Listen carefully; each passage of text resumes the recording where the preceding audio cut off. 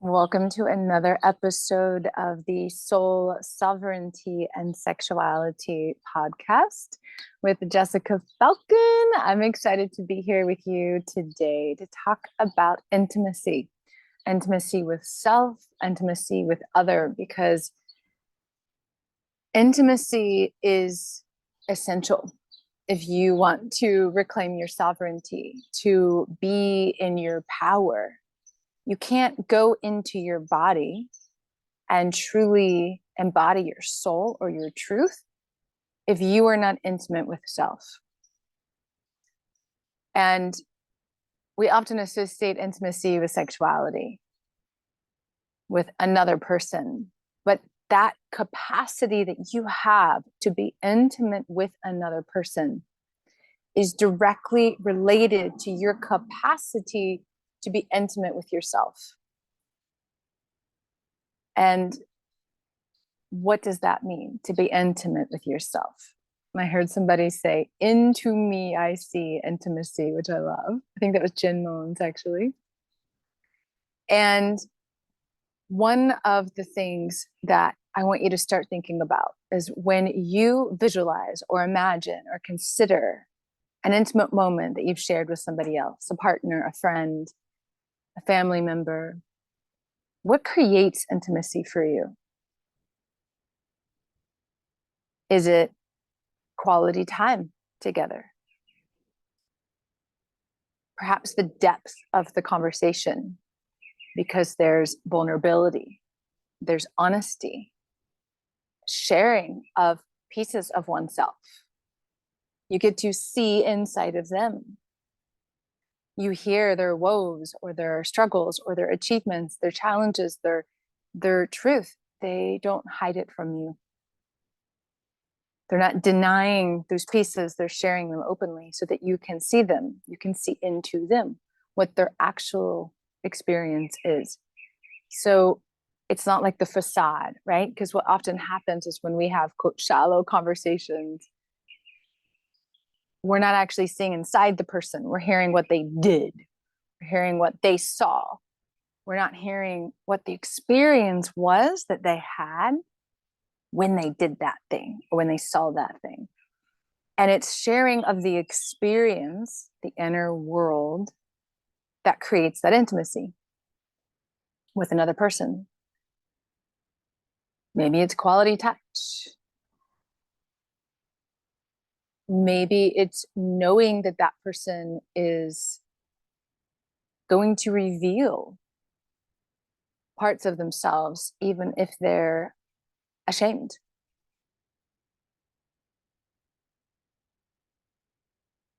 So take this to yourself. Because often I've heard many people say, "Oh, I don't like to meditate because I don't like my thoughts." I was teaching at a retreat this past week, and one of the women I spoke to said that. She said, "I feel like my thoughts are just going crazy and I don't like my thoughts. So meditation is been really difficult for me this week." And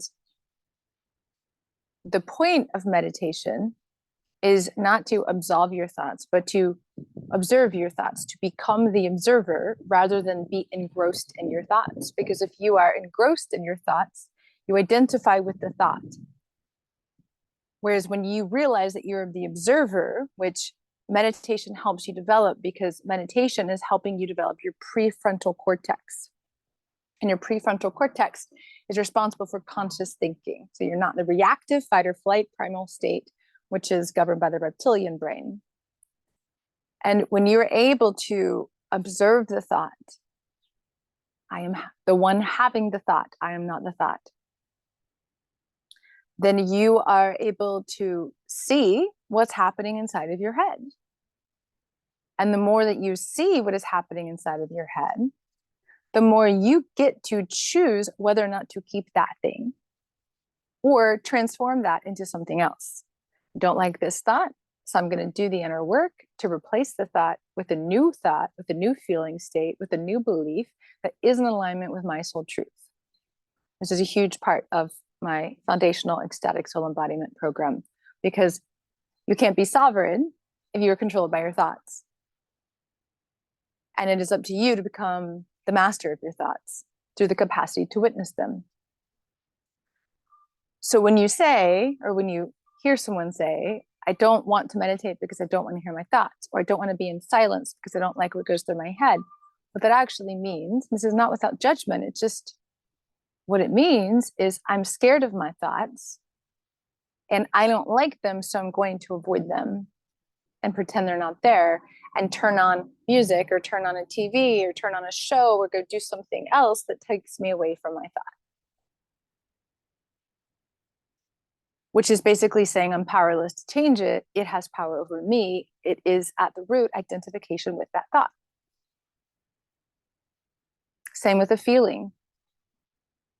If you have really intense feeling or pain that you don't want, like, I don't want to feel that way, so I'm not going to go into my body or be in silence because I don't want to feel that thing. At the root of many addictions, I don't want to feel that, so I'm going to reach for something to avoid that. And the only way through that is to actually feel that and be with it, not to be with it as identifying with it, but to be with it from the observer state that allows you to see yourself separate from it, that allows you to spend time with it, that allows you to face it, that allows you to touch it and feel it and get to know it a little better so that you can lovingly release it or your attachment to it and let the energy that's inside of you move and flow.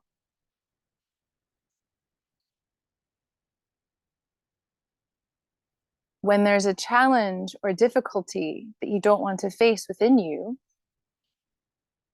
whether it be a thought or a feeling, a circumstance, shame, fear, doubt, unworthiness, any of that, it creates the same separation in yourself that it does in a relationship.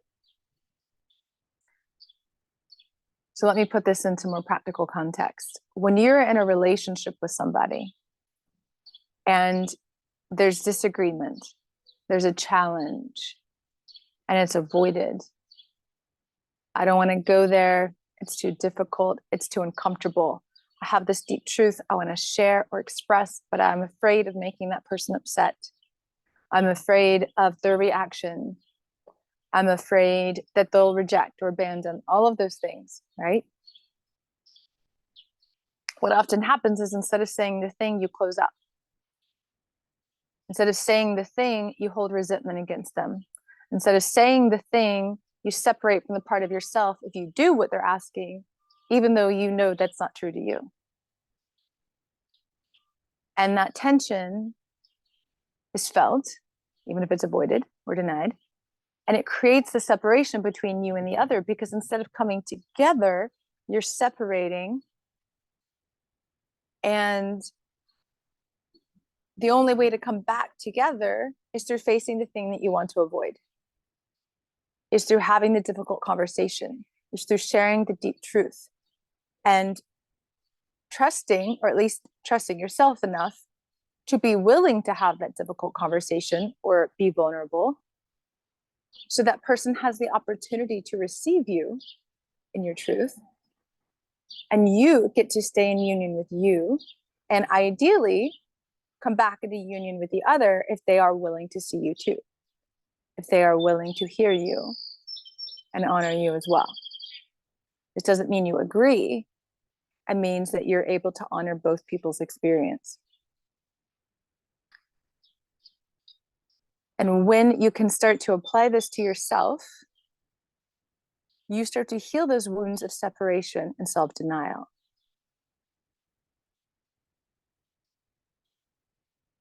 When you have the difficult thought, you don't turn away. You go toward it, just like you would if you want to develop a truly intimate relationship. You go toward it. What is this thought? What is the energy of this thought? What is the frequency of this thought? What is the belief underneath this thought? You do the inner work to discover the soul truth and align it to that. What is this feeling I don't want to have? Perhaps I can actually breathe into it. Perhaps I can actually go into it. Perhaps I can actually face it. Perhaps I can actually transform this and let the energy move through me and receive its wisdom, because I recognize I am not that. I am something more. There's this feeling of shame that I don't want to have in my body. So instead of running away from it, what do? You look at it. You align that to your soul's truth.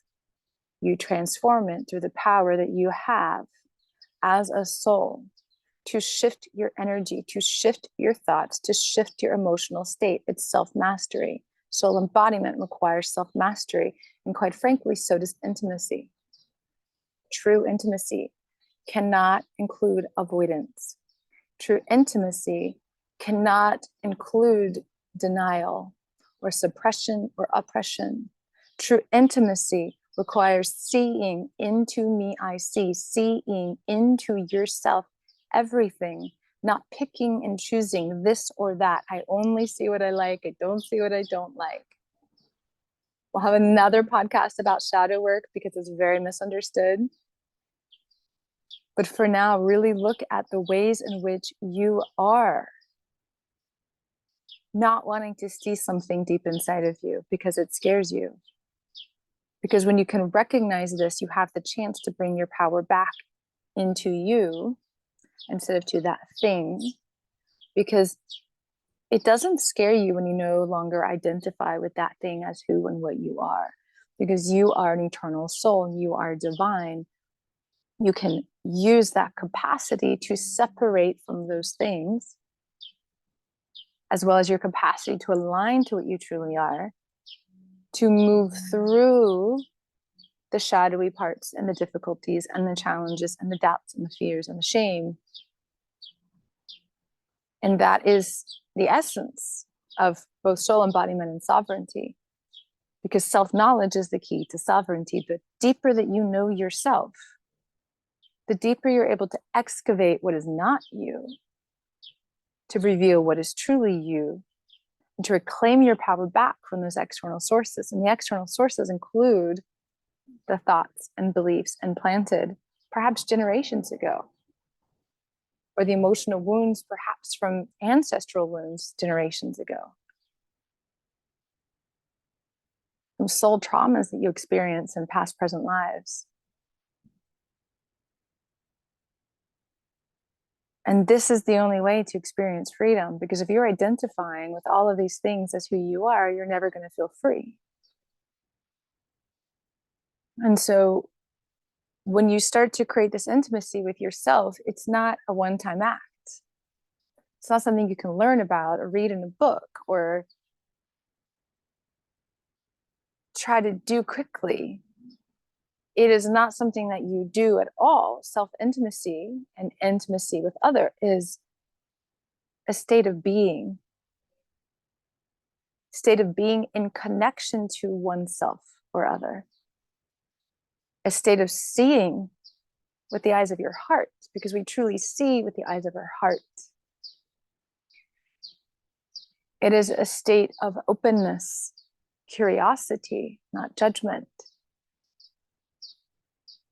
It is holding your heart open to what lives within you, or to the other, to yourself. Compassion. To explore, what is this? Show me more. I'm not going to turn away. I'm not going to fear this. I'm going to explore this. Because what creates contraction? Fear, judgment. I don't want to see that, so I contract.